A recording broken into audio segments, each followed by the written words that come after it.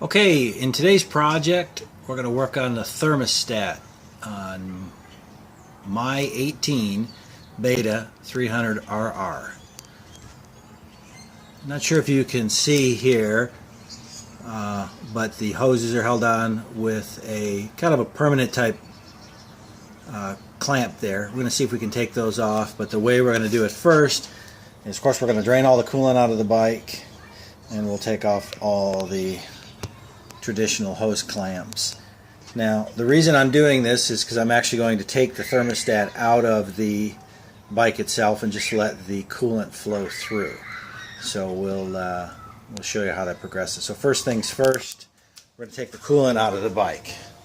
So, and if you're not sure where that takes place, it's this guy.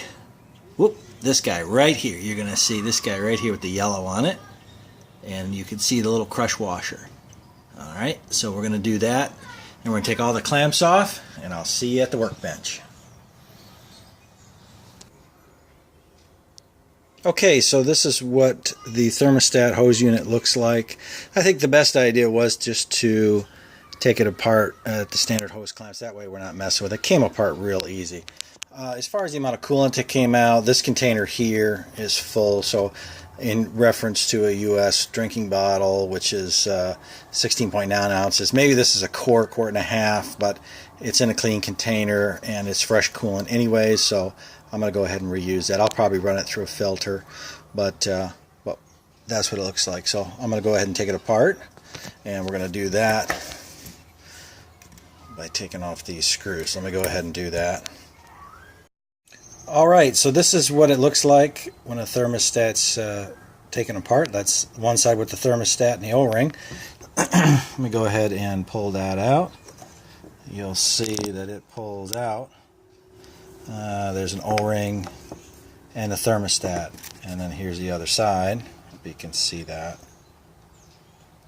Now, you can't put the O-ring back in and just put it back together because you won't make up for the thickness of this metal here. So I'm going to destroy the thermostat. So this is it. It won't go back in, but I'm going to grind these little tangs off here, and that will separate the thermostat. And these are just punched to fit there, and then that metal housing. So I'll come back and I'll show you what that looks like. Just going to use a die grinder. That's pretty easy there.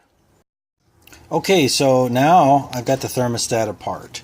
And you can see I just ground the little tangs off of there. Try not to get too crazy with that. Just grind right in the area. Make sure you're holding in two hands. There is a spring here. It is spring loaded. And just kind of gently tap it and it should come right apart. But now the water will flow straight through here. So I'm going to put it back in here. Put the O-ring on top. Put it back together. And we now have a full flow. So the real question is, why would you do this? Well, the bike really doesn't need it for the riding I do. And by that I mean, I warm my bike up. I live in a climate, I'm in the south in the United States, where it doesn't get that cold. We typically don't ride below 32 degrees Fahrenheit or 0 Celsius. So this doesn't add a ton of value to us. Motocross bikes obviously don't have them on them. Or typically don't. A lot of European bikes do, because I believe that a lot of European bikes are ridden on the street as well, kind of as commuter bikes, and they're set up that way. So I think a lot of folks, this is a benefit to them. I've never had a problem with one of these. I've had them on my orange bikes and never had a problem. But let's not have a problem here.